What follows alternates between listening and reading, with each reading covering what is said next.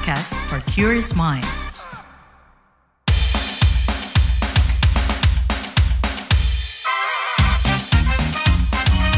Kamu lagi dengerin podcast What's Trending.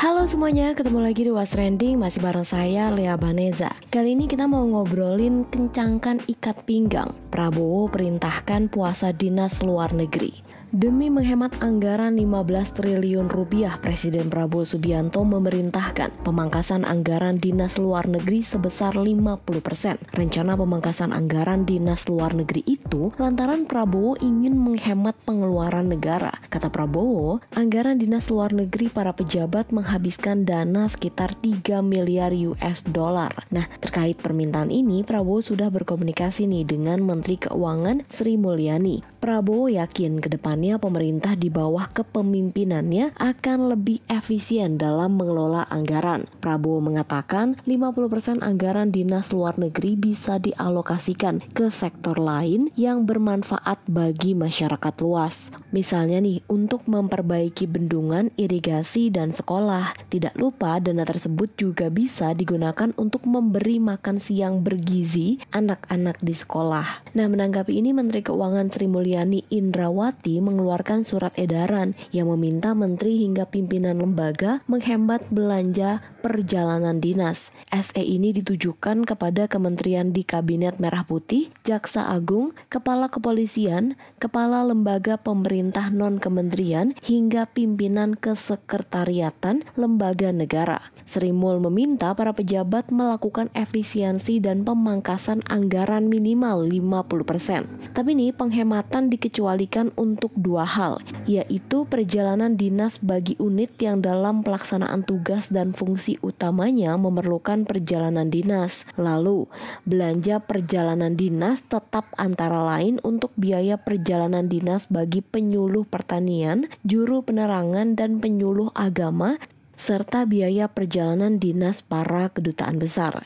Nah, kita bahas lebih lanjut nih soal penghematan anggaran dari Presiden Prabowo Subianto, tapi kita dengerin dulu ya komen warga plus 62.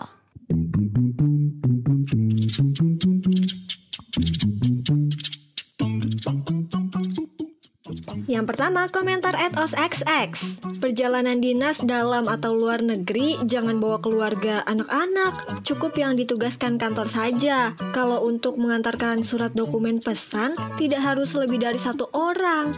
Jangan aji mumpung, pakai malu dikit lah. Dan XX. Apa iya kalau mau perjalanan dinas gak pakai proposal gitu? Jadi emang bener-bener layak mengeluarkan biaya. Zaman COVID bisa tuh gak ada perjalanan dinas, negara baik-baik aja. @bisxx. Kalau pemerintah serius mau berhemat, amat-ramat banyak yang bisa dihemat. Persoalannya, serius mau hemat apa omon-omon doang? @rixx. Kurangi rapat-rapat di hotel. Instansi pemerintah banyak gedung dan bagus-bagus. Kurangi tugas luar kota. Zaman dah canggih. Kalau bisa via teknologi, gak perlu visit ke daerah. @resxx. Sebenarnya gak masalah perjalanan ke luar negeri, asal low budget, naik pesawat ekonomi, nginep hotel biasa, dan gak usah bawa banyak staff. @harxx. Jalan-jalan ke luar negeri para pejabat, berkedok studi banding. Lanjut nih, komentar @banxx. Yang sering DPR, DPRD. Judulnya studi banding bawa rombongan sekomplek. Pulang-pulang hasilnya belum tentu juga bisa diterapkan. Tahu XX. Kalau pakai duit pribadi gak masalah. @janxx. Jangan cuma pejabat pusat pak, di daerah juga perlu dievaluasi. Yang terakhir komentar @soxx. Ditunggu berita realisasinya.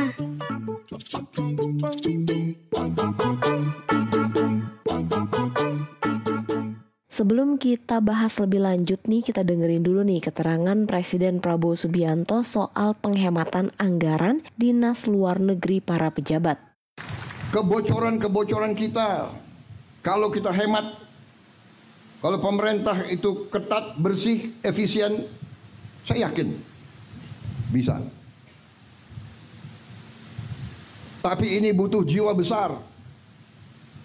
Saudara-saudara, jiwa besar. Gubernur, bupati, semuanya harus bekerja. Wali kota, sudahlah, acara-acara yang tidak penting kurangi, ya kan? Seminar, terlalu banyak rapat. Kenapa rapat atau ini harus di hotel di mana gitu? Saudara-saudara, hitungan kita perjalanan luar negeri saja itu Indonesia ini perjalanan luar negeri pejabat-pejabat $3 miliar. Saya minta dikurangi 50% saja. Kalau bisa dikurangi 50%, artinya kita bisa menghemat 15T. 15T itu berapa bendungan, berapa irigasi, berapa SD bisa kita perbaiki, berapa anak sekolah bisa kita kasih makan. Tolonglah ya para menteri, puasa dulu. Puasanya 5 tahun. Kalau 5 tahun kita hemat $1,5 miliar dari perjalanan saja. Saudara-saudara, tapi bayangkan itu, apa yang kita bisa. Saya tapi sudah perintahkan Menteri Keuangan, Wakil Menteri Keuangan teliti. Semua program diteliti, ternyata cukup besar penghematan. Cukup besar. Tapi saya tidak umumkan di sini supaya kita tidak cepat puas. Jadi saya mohon juga para gubernur terpilih, bupati terpilih, ya, ketat, efisien, kurangi yang bersifat tidak kritis. Kritis untuk kepentingan rakyat. Kritis kepentingan langsung. Enggak usah terlalu banyak seminar. Kita sudah tahu kesulitan rakyat. Iya kan? Sudah tahu. Bapak, masalah Indonesia ini adalah ini. Sudah tahu. Kita ini tidak punya satu data, datanya banyak, saya tahu. Banyak peraturan undang-undang bertabrakan, saya tahu. Solusinya bagaimana? Ya. Menteri Agama Nasaruddin Umar mengungkap komitmennya memangkas anggaran dinas luar negeri sebesar 50%. Nasaruddin mengatakan dirinya tidak akan lagi menerapkan sistem dinas luar negeri rombongan supaya lebih efisien dan bermanfaat. Untuk ke depan Kementerian Agama, kita akan membatasi perjalanan dinas. Ya. Jadi, Ibu Menteri Keuangan, kita akan potong perjalanan dinas ini 50%. Dulu Menteri Agama atau menteri kementerian yang lain juga setiap kali melakukan perjalanan dinas rombongan. Sekarang kami beradaptasi beransur-ansur, nanti perjalanan dinas itu tidak perlu pakai rombongan. Karena itu kali berapa, kamar hotel berapa, merepotkan orang berapa, kemudian juga transport lokalnya berapa, dan risikonya pun juga berapa. Kami membaca data, Bapak Ibu sekalian. Efek positif perjalanan dinas itu ya, di luar negeri itu ada sebuah penelitian. Kemanfaatannya sesuai dengan apa yang ditargetkan dengan apa yang dijalankan, itu hasilnya hanya 0,5%. Jadi perjalanan dinas itu hasilnya 0,5%. Uangnya sedemikian banyak apalagi ke luar negeri. Tapi hasilnya apa kesimpulannya? Dan sama sekali tidak mencerminkan ada sesuatu yang sangat positif. Bahkan lebih efisien consuming. Tapi seberapa penting sih dinas luar negeri bagi perkembangan Indonesia? Lalu event internasional apa nih yang bisa di-skip supaya lebih hemat pengeluaran? Kita bahas bareng dosen Departemen Ilmu Hubungan Internasional, Fakultas Ilmu Sosial dan Ilmu Politik UGM, Siti Mutiah Setiawati. Bu Siti Mutiah minta tanggapannya dong soal pejabat nih yang diminta puasa dinas ke luar negeri. Kalau saya sebagai pegawai negeri, saya kan punya atasan langsung, atasan tidak langsung ya. Jadi ada kebijakan universitas, ada kebijakan fakultas, kemudian kebijakan departemen. Nah kalau itu mau dibuat nasional, itu kepentingan kita kan beragam ya. Jadi kepentingan katakanlah pejabat itu beragam sekali. Ada yang memang dikurangi atau sekarang di zaman Zoom ini mungkin juga bisa digantikan dengan Zoom. Tapi kan kalau pejabat itu yang dimaksud adalah misalnya Kementerian Luar Negeri kan itu mengurangi, itu kan berarti ya mengurangi jadi capaian tujuan politik luar negeri. Makanya ini harus diperjelas, mengurangi perjalanan dinas itu maksudnya apa? Untuk perjalanan yang misalnya hanya sekedar rapat di luar negeri gitu. Nah, itu untuk dunia universitas yang bukan pejabat seperti saya, dosen kan nggak mungkin luar negeri itu misalnya hanya untuk rapat gitu ya. Jadi tergantung keperluannya gitu. Kalau itu memang diperlukan dikurangi ya akan berdampak. Jadi kalau mungkin yang dimaksudkan itu hal yang tidak penting, misalnya untuk sekedar rapat, untuk misalnya menghabiskan anggaran akhir tahun, kemudian misalnya untuk liburan karyawan, nah itu mungkin harus dikurangi kalau itu pejabat negara ya. Kalau pejabat negara, kalau swasta kan beda lagi tanggung jawabnya. Mohon maaf ya, yang saya perhatikan perjalanan kalau itu menteri-menteri itu sangat biasanya tidak efisien. Semua ikut gitu. Misalnya menteri dia membawa asistennya, asisten itu bukan sekedar sekretaris tapi betul-betul asisten yang melayani pribadi dia, membawa tas gitu aja, masa diajak ke luar negeri. Itu memang tidak, itu memang harus dikurangi. Lah kalau saya dosen itu biasa mandiri, jadi tidak pernah kalau ke luar negeri itu ya memang biasanya dibiayai universitas at cost. Saya pergi sendiri, bawa tas sendiri, tidak pernah pakai asisten, nanti presentasi ya saya buka laptop sendiri kan gitu. Jadi yang saya perhatikan kalau itu pejabat ya, dalam tanda petik pejabat, itu memang seringkali rombongannya itu terlalu besar. Ya, tapi pergi ke luar negeri itu kadang diperlukan. Masalahnya adalah mengajak orang-orang yang sebetulnya tidak perlu diajak itu. Jadi efisiensi itu dalam hal ini juga bisa tidak sekedar mengurangi frekuensi pergi ke luar negeri, tetapi juga mengurangi tim yang harus dibawa ke luar negeri. Misalnya kalau menteri itu ya kadang-kadang diperlukan kan untuk berhubungan dengan negara lain ataupun meninjau apa di negara lain itu diperlukan. Masalahnya para menteri ini itu tadi timnya terlalu besar, itu yang dikurangi. Nah, kalau untung ruginya tuh seperti apa sih Bu kalau kementerian ini diminta jangan terlalu sering gitu untuk keluar negeri?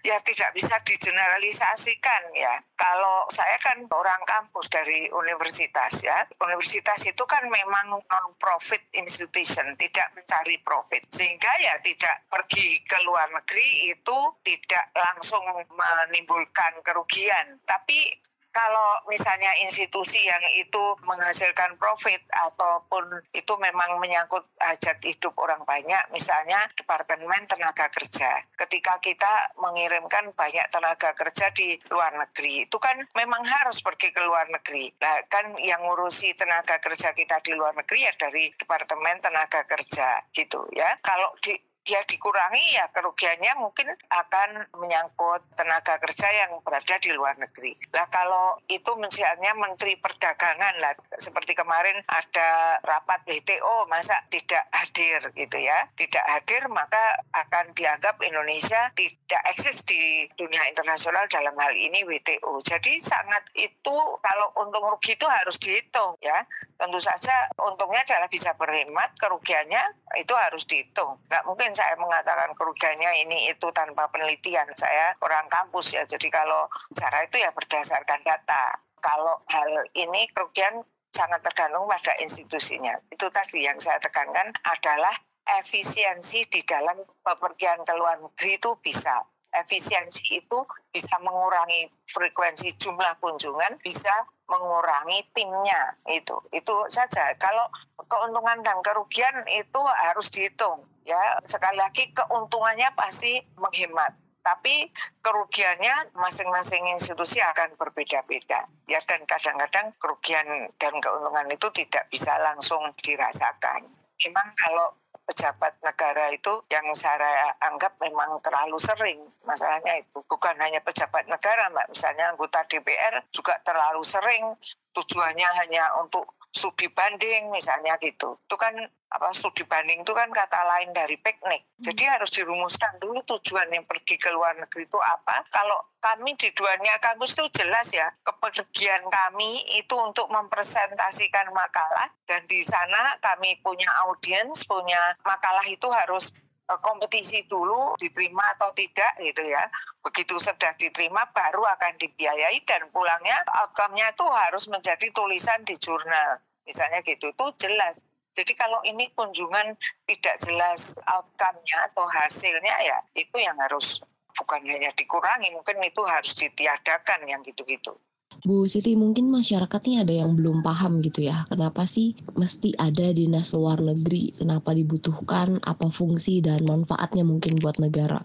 Ya kalau bagi negara sekali lagi tergantung kebutuhannya. Kalau Kementerian Luar Negeri, yang saya kan dari ilmu hubungan internasional. Kalau Kementerian Luar Negeri yang untuk menjalin hubungan baik dengan negara lain, kita harus bukan hanya mengunjungi, tetapi kan kita punya embassy, punya kantor kedutaan, punya perwakilan di sana. Dan kalau itu misalnya Kementerian Perdagangan yang mengurusi misalnya perwakilan Garuda di luar negeri, perwakilan bank di luar negeri, yang itu harus di bawah koordinasi menteri tertentu, ya itu memang sangat diperlukan. Itu memang sangat diperlukan kunjungan itu ya. Jadi mengapa kok para pejabat itu harus pergi ke luar negeri? Memang ada keperluan yang akan dicapai. Masalahnya sekarang ini adalah yang mungkin dipertanyakan masyarakat itu adalah terlalu sering gitu.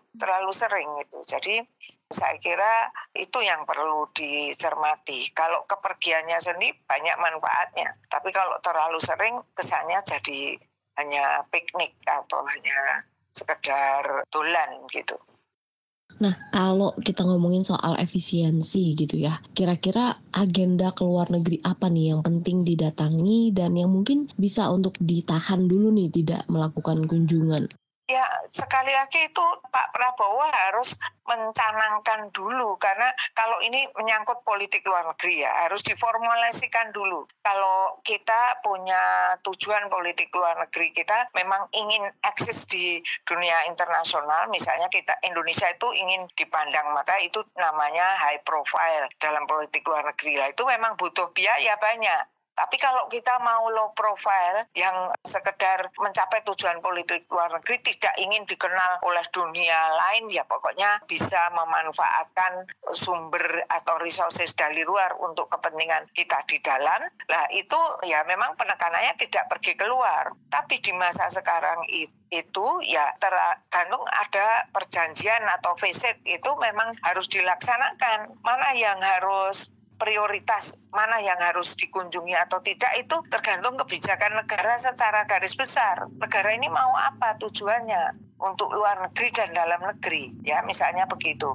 Mana yang perlu harus pergi ke luar negeri dan mana yang bisa diselesaikan di dalam negeri, itu memang ada grand design namanya. Kalau tanpa grand design hanya bilang kunjungan ke luar negeri harus dikurangi, itu namanya himbauan, bukan kebijakan. Kebijakan itu harus atas dasar visi dan misinya. Itu. Jadi tidak bisa kemudian hanya sepotong-sepotong kebijakannya, ya nanti kan itu tidak adil. Jadi negara ini ya di 100 hari pertama kekuasaan rezim baru ini harus membuat desain dulu.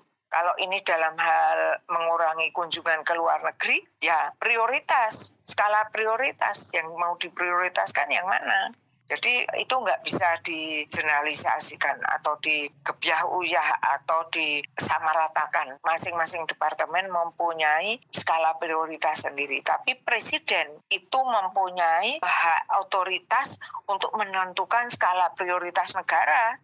Ya, dengan meneliti strong and weaknesses-nya, kekuatan negara ini apa dan kelemahannya apa. Kelemahan-kelemahan negara di dalam itu kadang-kadang bisa diselesaikan kalau minta bantuan negara lain. Lah, minta bantuan negara lain itu kan bisa dengan cara kunjungan, gitu. Bu, gimana nih kunjungan kerja ke luar negeri yang dilakukan kementerian atau lembaga di Indonesia selama ini? Apakah sudah efisien, maksimal, dan mungkin berdampak? Ya, itu kan Indonesia kan terlalu luas. Ya, nggak bisa saya mengatakan tidak efisien ataupun efisien. Itu harus dihitung betul-betul berdasarkan tujuan masing-masing itu pergi ke luar negeri. Misalnya Pak Prabowo ya kemarin ke Cina, ke Amerika, ke Peru, ke Brasil, kemudian ke Inggris, ya ke Malaysia. Ya, itu tujuannya apa? Biayanya berapa kan kita nggak pernah tahu. Rakyat biasa nggak tahu, yang ya pasti adalah biaya yang dikeluarkan kan. Kita kan nggak tahu itu biayanya seberapa besar. Kemudian hasilnya apa? Ke Cina hasilnya apa? Ke Peru hasilnya apa? Ke Amerika hasilnya apa? Itu harus ada hitung-hitungannya. Tidak bisa saya menyamaratakan semua kunjungan itu tidak efisien misalnya. Itu bicara ngawur bisa saya mengatakan itu. Tapi saya kalau itu harus betul-betul penelitian. Nah, inilah saat yang bagus untuk mereview atau menilai kembali kunjungan-kunjungan ke luar negeri yang dulu dievaluasi keefektifannya. Kemudian untuk menentukan kebijakan yang sekarang. Tidak semua kunjungan menteri itu kan harus dikurangi gitu. Kemudian kan justru malah harus ditingkatkan kan gitu. Nah, terakhir soal hal ini Bu, gimana sih rekomendasi Anda? Tergantung presiden, guidance atau arahan presiden bagaimana. Secara nasional ini kan presiden mempunyai otoritas yang sangat besar. Sehingga para menteri itu kan hanya menjalankan apa yang telah digariskan oleh presiden. Jadi ya sangat tergantung presiden. Kalau presiden ini menganggap misalnya Kementerian Luar Negeri adalah garis depan rezim saya ini yang pokok bagi negara, karena kita akan menggali sebanyak-banyaknya sumber dari luar untuk kepentingan sebanyak-banyaknya ke dalam misalnya. Nah itu kan berarti nggak bisa dikurangi, justru harus ditambahkan. Buktinya sekarang Menteri Luar Negeri itu wakilnya 2, nah gitu. Kalau Menteri Luar Negeri wakilnya 2, ya berarti itu menganggap ke politik luar negeri kita penting. Terus sudah diangkat, masa terus langsung dikurangi? Kan juga enggak kan. Jadi apa yang prioritas itu sangat tergantung pada presiden. Tidak mungkin hanya sekedar asal dikurangi, tetapi tanpa tujuan. Terima kasih Ibu Siti. Ya, sama-sama. Newsbeat. Landmark sekaligus situs warisan dunia UNESCO 2019, Katedral Notre Dame di Paris, Prancis, kembali dibuka setelah kebakaran 5 tahun lalu. Setelah dibuka oleh kepala negara dan delegasi terkait, katedral ini siap menyambut para pengunjung dari berbagai belahan dunia. Upacara pembukaan gereja ikonis Paris ini dipimpin Uskup Agung Paris, Laurent Ulrich, dan diikuti puluhan kepala negara dan delegasi dari berbagai negara. Misa pertama yang digelar gereja ini dilakukan kemarin, 8 Desember 2024, dan diikuti Presiden Emmanuel Macron. Karena pembukaan ini jadi momen spesial, pihak katedral membuka misa 2 kali sehari selama 8 hari ke depan. Katedral Notre Dame dilalap api pada malam 15 April 2019. Kebakaran berlangsung selama 15 jam, dan untuk memadamkannya dikerahkan 400 petugas damkar.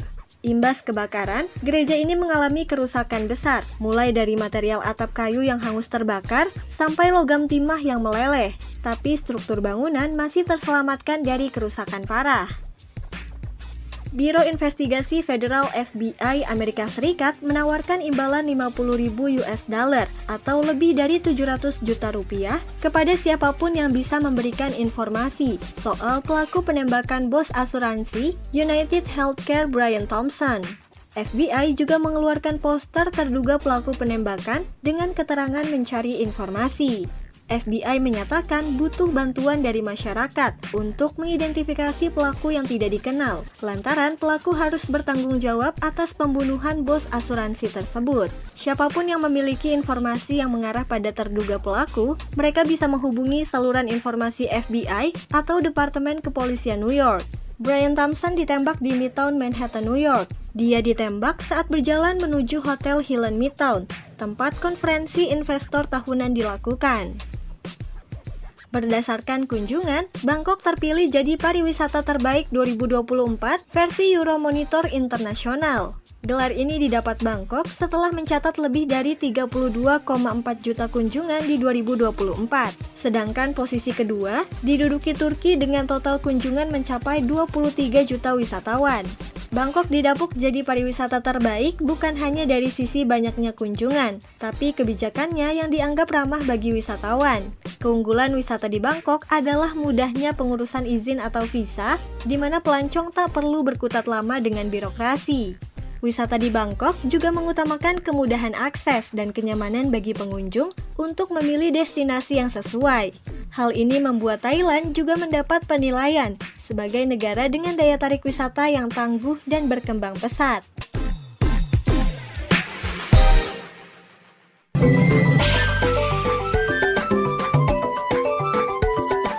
WhatsApp Indonesia.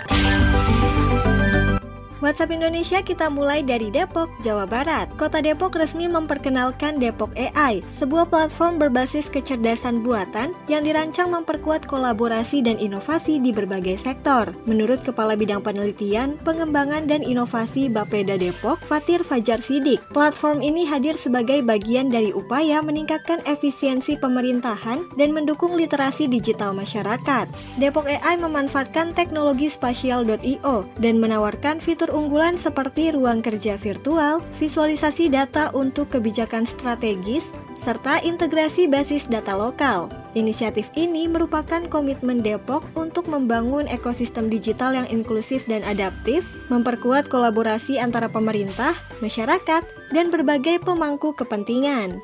Masih dari Jawa Barat, kita ke Kabupaten Kuningan. Wakil Ketua DPRD Provinsi Jawa Barat, Ono Surono, buka suara soal kasus pelarangan dan penutupan akses jalan menuju lokasi Jalsah Salanah Ahmadiyah di Desa Manislor, Kecamatan Jalaksana, Kabupaten Kuningan, Jawa Barat. Ono menganggap penutupan jalan sebagai pembatasan hak kebebasan beragama yang dijamin oleh konstitusi. Dia mendesak pengusutan dan pertanggungjawaban kasus ini. Dia menegaskan prinsip demokrasi dan pluralisme harus dijunjung tinggi di Indonesia. Ucapan senada dilontarkan Direktur Eksekutif Amnesty International Indonesia, Usman Hamid, yang menyayangkan penutupan akses di saat Presiden Prabowo Subianto menggemakan kerukunan antar umat beragama. Usman menilai kasus ini cerminan kurangnya kebijakan yang jelas dari pemerintah pusat dan daerah untuk melindungi hak asasi manusia dalam konteks kerukunan dan keberagaman agama. Sedangkan jaringan Gus Durian mendesak pencabutan larangan kegiatan jemaah Ahmadiyah di Kuningan. Larangan dari Pemkab Kuningan dianggap melanggar hak-hak konstitusional warga. Direktur jaringan Gus Durian Alisa Wahid meminta Mendagri, Menak, dan Mabes Polri memastikan pencabutan larangan dan diskriminasi terhadap jemaat Ahmadiyah. Terakhir ke Bangka Belitung. Bangka Belitung membuat lembaga inkubator bisnis bernama Rumah Kolaborasi Ruko PLUT Bubble. Lembaga ini dibuat untuk membantu pelaku usaha kecil berkembang menjadi wirausaha mandiri. Kantornya berlokasi di dekat Bandara Depati Amir, Pangkal Pinang. Proyeksinya, lembaga ini akan mendampingi UMKM melalui tahapan yang terstruktur, mulai dari perencanaan bisnis hingga akses pendanaan. Tahun depan program ini menargetkan 25 UMKM untuk diinkubasi dengan fokus meningkatkan legalitas, pemasaran, dan pendapatan usaha.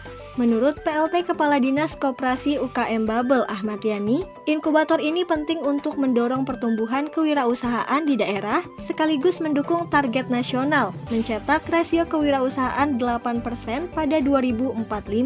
Dengan kolaborasi antara konsultan, profesional, dan akademisi, diharapkan UMKM lokal bisa berkembang lebih pesat dan menciptakan lapangan kerja baru. Demikian WhatsApp Indonesia hari ini. Terima kasih ya sudah mendengarkan What's Trending. Jangan lupa nih terus dengarkan podcast What's Trending di kbrprime.id dan di aplikasi mendengarkan podcast lainnya. Lea Baneza mau pamit dulu, stay safe and happy. Bye. Kamu lagi dengerin podcast What's Trending.